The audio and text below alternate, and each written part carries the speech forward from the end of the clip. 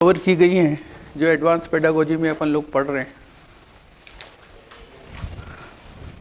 इसके बारे में मैं आपको बहुत फास्टेस्ट स्पीड से पढ़ाने की कोशिश करूंगा, जिससे आप लोग का भी नहीं वहीं रखा होगा फर्स्ट। हाँ, ओके। तो मैं फास्टेस्ट स्पीड से पढ़ाने की कोशिश करूंगा, जिससे आपका भी टाइम थोड़ा बचे, क्योंकि आप लोग को सबको जल्दी जल्दी जाना है। फीडबैक तो शायद नहीं हो पाएगा, एनीवे वो भी अपन 5 मिनट में ले लेंगे अगर चाहेंगे तो इसके बारे में लेट अस स्टार्ट।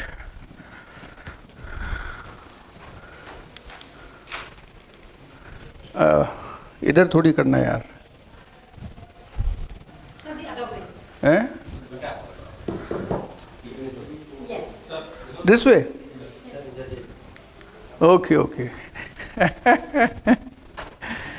तो इसमें देखिए आप लोग, an education system that contributes an education system that contributes to an equitable and vibrant knowledge society by providing high quality education to all। तो कुल मिला के हमें हाई क्वालिटी एजुकेशन की तरफ बढ़ना है। अभी अपनी quality of education is very poor, इसी वजह से सारी समस्याएं आ रही हैं।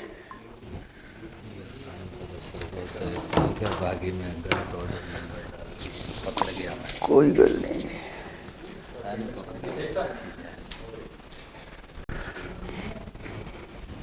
तो हमें वाइब्रेंट नॉलेज सोसाइटी की तरफ बढ़ना है, क्योंकि यही चीज़ें हमें डेवलप्ड, अंडर डेवलप्ड और डेवलपिंग, ये जो डिफरेंस पैदा होता है वो इसी वजह से पैदा होता है।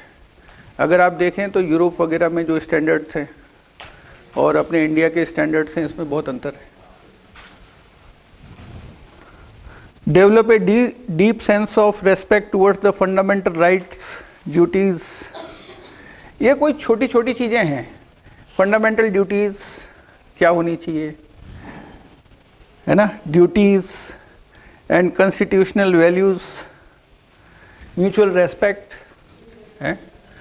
आजकल के जो अपने बच्चे हैं, चाहे पॉलिटेक्निक के बच्चे हों चाहे स्कूलों के बच्चे हों, बड़ों की रेस्पेक्ट करना भूल गए हैं। आपस में भी एक दूसरे से ढंग से नहीं बोलते। एग्रेसिवनेस तो आ गई है उनके अंदर, लेकिन कुछ कंपैशन भी होना चाहिए। तो ये सारी चीज़ें इसमें हैं। With one's country and conscious awareness of one's role and responsibility in changing world. इसी तरह राष्ट्रीयता की भावना का लोप होता जा रहा है। हम देख रहे हैं कि हम लोग पढ़ाई जरूर करा रहे हैं, लेकिन आजकल नेशनलिटी की फीलिंग जो है उसका बहुत अभाव पाता हूँ मैं। और नेशनलिटी की फीलिंग आपके अंदर होगी तो अपने आप क्वालिटी आएगी, क्योंकि हम देश का निर्माण कर रहे हैं। शिक्षक ही राष्ट्र निर्माता होता है, ये सब जानते हैं। Instil skills, values and dispositions that support responsible commitment to human rights, sustainable development and living and global wellbeing, thereby reflecting a truly global citizen. ठीक है, तो ये सारी बातें हैं। तो इसमें जैसे है respect for diversity and local context in all curriculum, pedagogy and policy. तो डाइवर्सिटी को रेस्पेक्ट करना है। डाइवर्सिटी कई तरह से हो सकती है, जेंडर बेस्ड हो सकती है या इकोनॉमिक वे में हो सकती है ना। तो उसको कैटर करते हुए equity and inclusion as the cornerstone of all educational decisions, community participation, encouragement and facilitation for philanthropic, private and community participation। अब ये जो अपने आनंदम वगैरह की चीज़ें शुरू की गई हैं वो इसीलिए शुरू की गई हैं। Use of technology in teaching and learning, removing language barriers for divyang students and in educational planning and management. तो इसमें आप देखेंगे, जैसे जैसे अपन इसको देखेंगे तो उसमें दिव्यांग स्टूडेंट्स को कैसे ट्रीट करना है इसके बारे में भी बात की गई है, और अलग अलग तरह के मेंटल लेवल जो है बच्चों के, उसको कैसे टैकल करना है उसके बारे में भी बात की गई है। emphasize conceptual understanding rather than rote learning and learning for exams. अभी तक हमारे साथ सबसे बड़ी जो दिक्कत है, मैंने एक अखबार में आर्टिकल पढ़ा था कि नारायण मूर्ति का आर्टिकल था कि हमारे जो बच्चे हैं, इंजीनियरिंग कॉलेज के बच्चे हैं, they are not employable. 70 to 80% बच्चे जो है एम्प्लॉयबल नहीं है। ऐसा क्यों हो रहा है, ये सोचने का विषय। वो इंजीनियरिंग कॉलेज की स्थिति है, वही डिप्लोमा की स्थिति है। आजकल मैं देखता हूँ आपके कॉलेजेस में, मैं जीपीसी जोधपुर में था तो मैंने देखा कि काफ़ी सारे जो बच्चे हैं इनडायरेक्टली वो बीए वगैरह करते रहते हैं। वो पता रहता है, चाहे तो उनको अपन डी बार कर सकते हैं, लेकिन लोग सोचते हैं कि भाई बच्चे के हित में देखते हैं कि भाई ठीक है। लेकिन ऐसा क्यों, ये एक सोचने का विषय है। अगर हमारी पढ़ाई इतनी स्ट्रांग होगी तो उसको बीए के बारे में सोचने की ज़रूरत नहीं पड़ेगी। अभी बच्चों को पता है कि भाई अपन को सरकारी नौकरी करनी है, ये चीज़ अपन को बच्चों के दिमाग से उतारनी है। और वो चीज़ तभी उतर पाएगी जब हमारी क्वालिटी कंटेंट्स हम डिलीवर करेंगे। क्वालिटी कंटेंट का तभी डिलीवर हो पाएंगे। अपना सिलेबस वगैरह काफ़ी अच्छा है, लेकिन उसमें डिलीवरी में फ़र्क आ जाता है, ठीक है। इसके अलावा अपन ये नहीं देख पाते कि बच्चा वास्तव में वो सीख पा रहा है या नहीं सीख पा रहा है। इस एजुकेशन पॉलिसी में आप ये भी देखेंगे कि स्कूल से जो बच्चे छोड़ के चले गए उनको वापस कैसे लाया जाए। चलिए मैं इसको जल्दी कवर करता हूँ। Unique capabilities, recognising, identifying them in each student. बच्चों को अपन यूनिकली उनको हैंडल करना है, not as a mass. Critical thinking and creativity, हमें लॉजिकल डिसीजन और इसके ऊपर मेकिंग और इनोवेशन, इसके ऊपर फोकस करना है। Continuous review based on sustainable review and regular assessment bye educational experts. तो रोड लर्निंग जो अभी तक चली आ रही थी उससे अपन को थोड़ा बाहर निकलना है। तो ये जो चीज़ें बताई हैं कि भाई 3 से 6ठी क्लास तक क्या करना है, 3 से 6 साल तक का जब बच्चा होता है उसके लिए क्या करना है, 6ठी से 8वीं तक क्या करना है, ये सब तो एक बातें हैं जो स्कूलों की हैं, उसके बारे में ज़्यादा बात नहीं करेंगे। उसके बाद मल्टी फैसेटेड जो कहा है, flexible, it should be flexible, multi level, play based, activity based and inquiry based.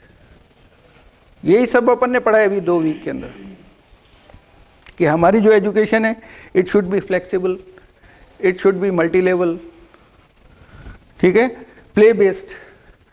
हम उसको कैसे गेम से जोड़ सकते हैं, कोई भी चीज़ को गेम से या पजल से उसको जोड़ सकते हैं, ठीक है।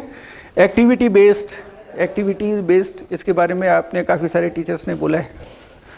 इंक्वायरी बेस्ड, क्वेश्चन जगाना चाहिए बच्चों के दिमाग में, लगातार वन वे कम्युनिकेशन नहीं होना चाहिए, बच्चों की तरफ से भी प्रश्न आने चाहिए।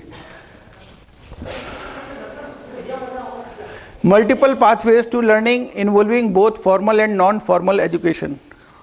अब पहले अपने यहाँ एक पॉलिसी चला करती थी जिसमें मल्टीपल पॉइंट एंट्री और क्रेडिट सिस्टम था, एंट्री एग्जिट सिस्टम था, जिसमें 3 साल की डिग्री, 3 साल का डिप्लोमा 2 साल में भी कर सकते थे या 2.5 साल में भी कर सकते थे। वो चीज़ वापस चालू हो रही है। एक तरह से आप ये कह सकते हैं कि जो जल्दी कर सकता है वो जल्दी फ्री हो सकता है। Promoting both government and non government philanthropic organisations, learning outcomes.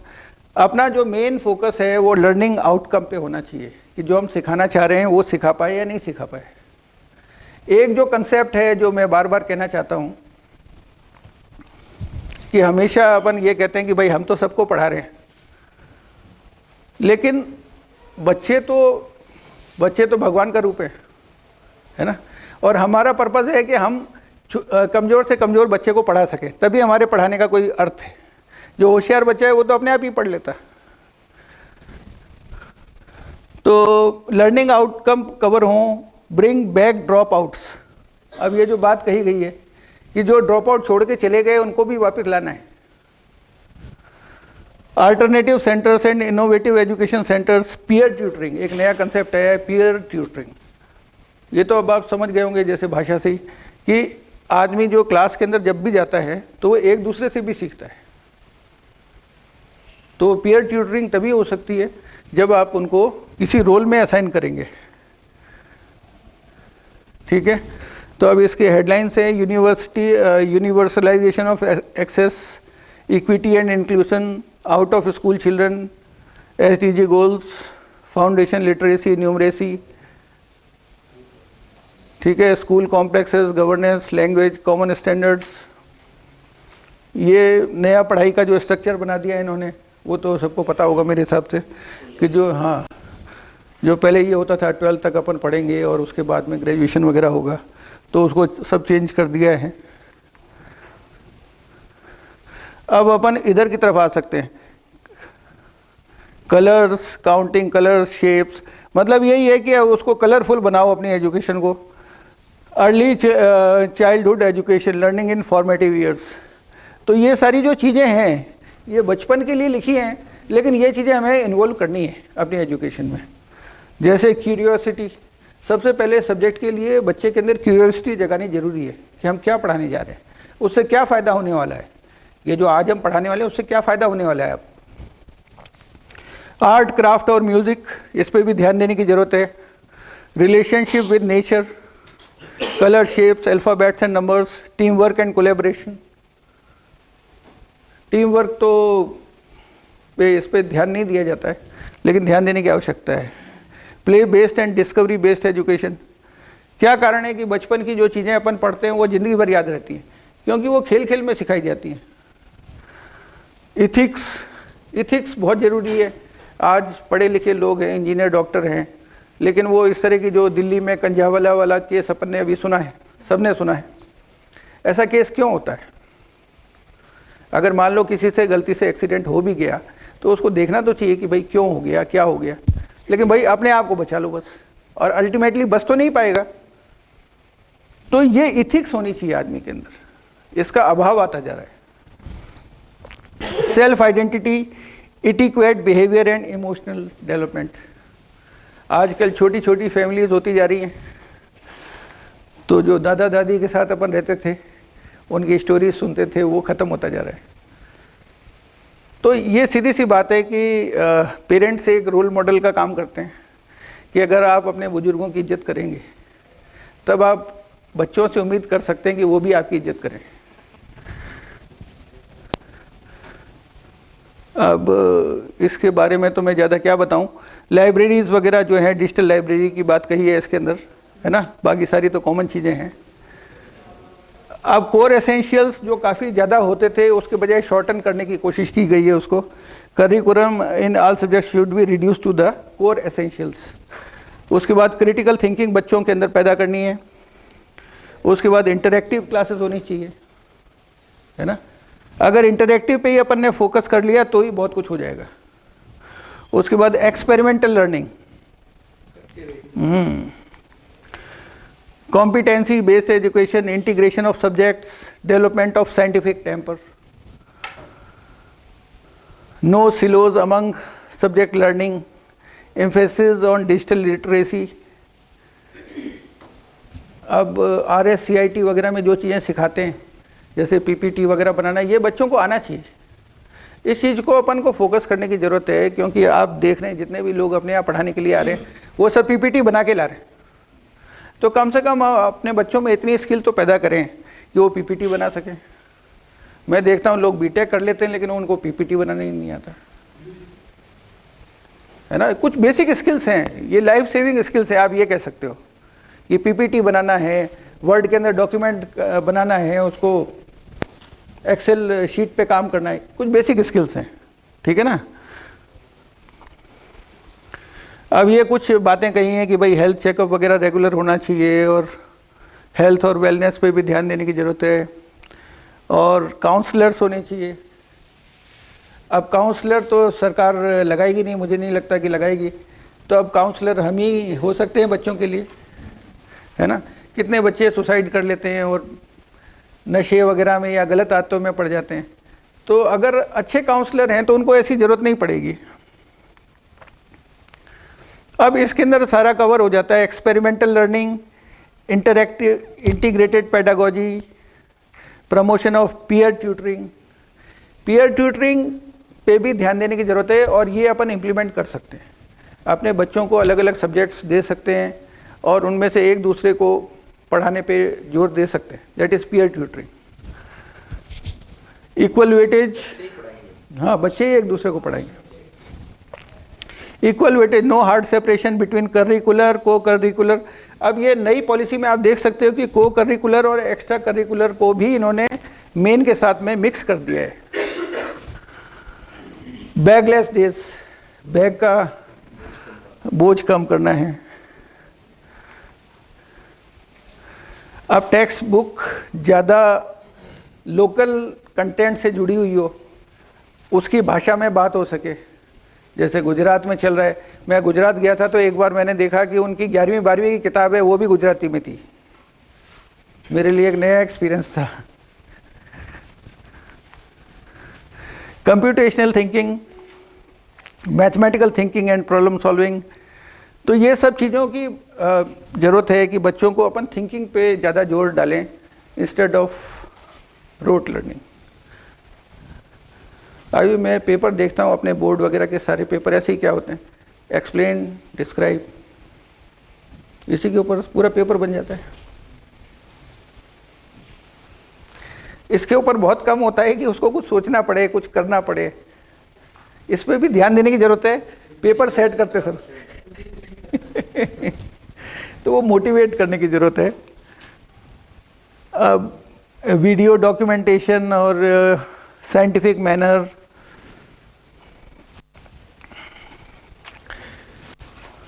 Grades 1st to 8 की बात कर रहा है। Results of school examination, moving away from rote learning, rote learning से हटाने की बात कर रहा है। Census assessment, testing in focus और achievement of essential learning outcomes.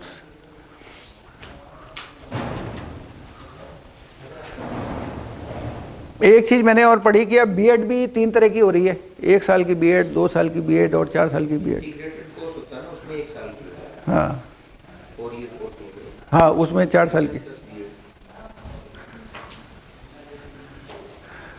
Transforming the culture of assessment, assessment का पूरा कल्चर ही चेंज कर रहे हैं।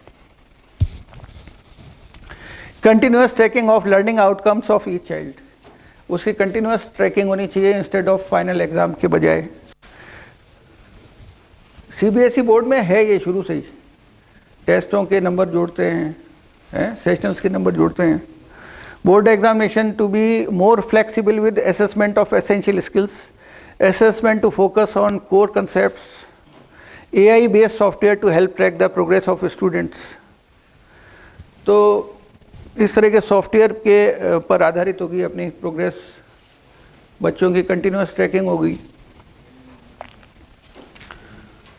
पीयर असेसमेंट एक नया कंसेप्ट आया है।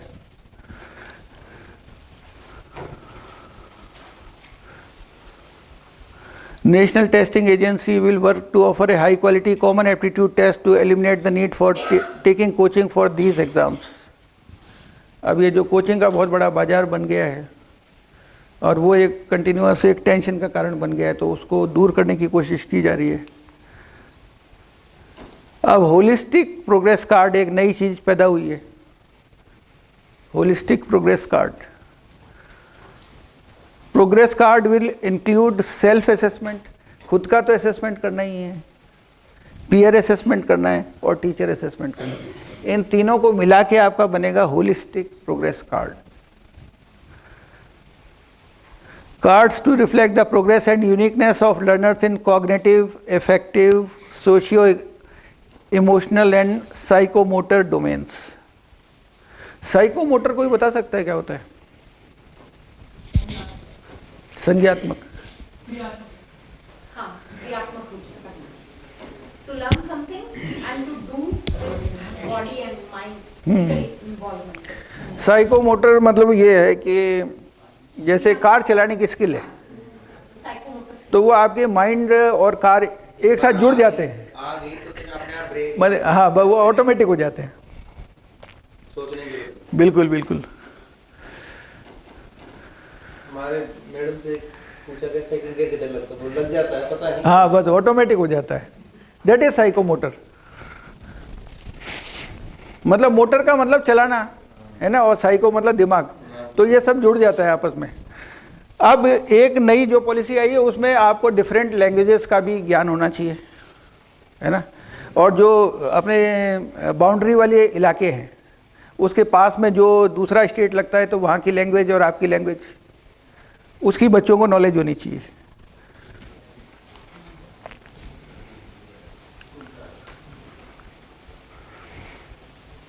बाकी पेयरिंग स्कूल ये सब है।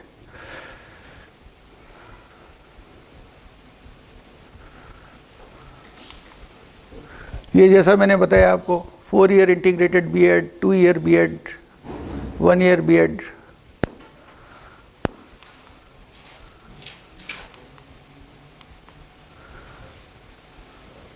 अब टीचर एजुकेशन जो है उसको इम्प्रूव कैसे किया जाए। Comprehensive national curriculum framework for teacher education, all teacher education program to be conducted within composite multidisciplinary institutions. Teacher eligibility test, tag based planning for teacher recruitment, teacher requirement to access expected subject wise teacher vacancies over next 2 decades. मतलब सारा AI based होता जा रहा है अब ये। Certificate courses, developing a specialization for subject or general teacherized, teaching children with disabilities, Divang children during pre-service teacher preparation with synergy between NCT and RCI, transparent transfer system, online computerized system for teacher transfer to ensure transparency, test scores and demonstration part of recruitment, subject core for TET or NTA test and classroom demonstration to be taken into account for recruitment of subject teachers. NCT to be restructured as professional standards setting body. तो बच्चों teachers का भी test लेने की बात हो रही है। A technology based comprehensive teacher recruitment planning for forecasting exercise to be conducted by each state. Career growth to be available for teachers with single school stage foundation preparatory, national professional standard for teachers, teachers to have more autonomy in choosing aspects of pedagogy, अपने हिसाब से pedagogy change कर सकता है वो, academic leadership position to made available for teachers, merit based tenure track system, continuous professional development.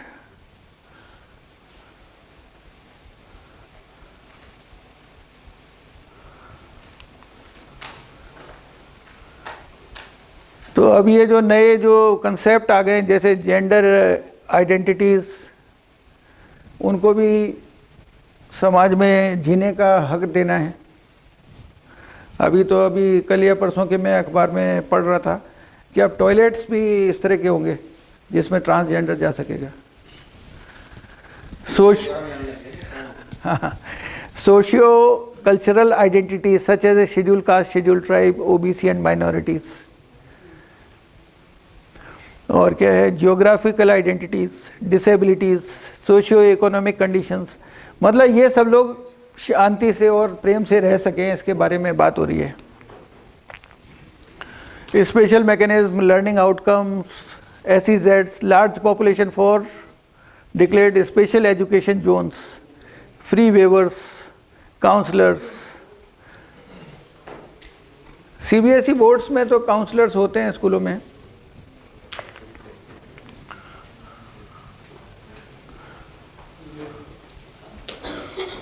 Bridging gender gap, policy targeted for girls, gender sensitivity, regular schooling modules, certificate courses.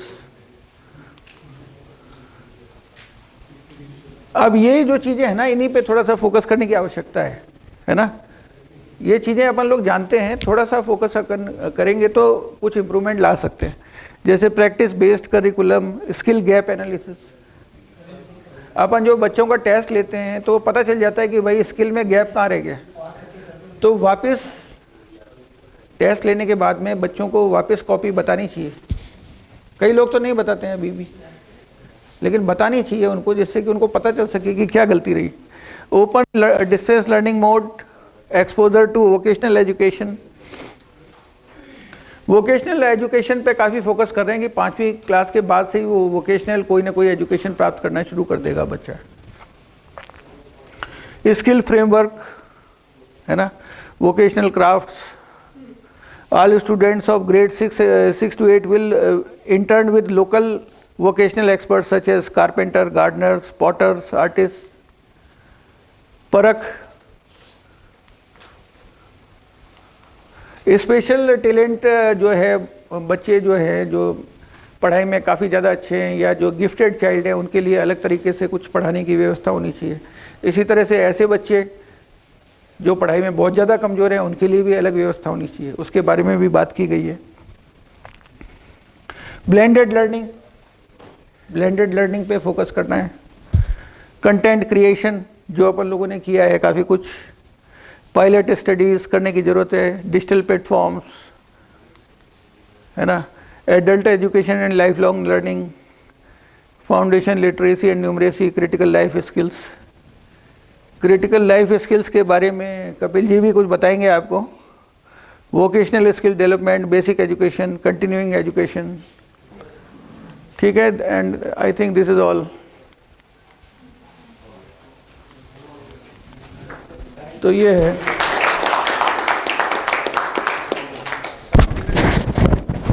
Certificate ले आइए।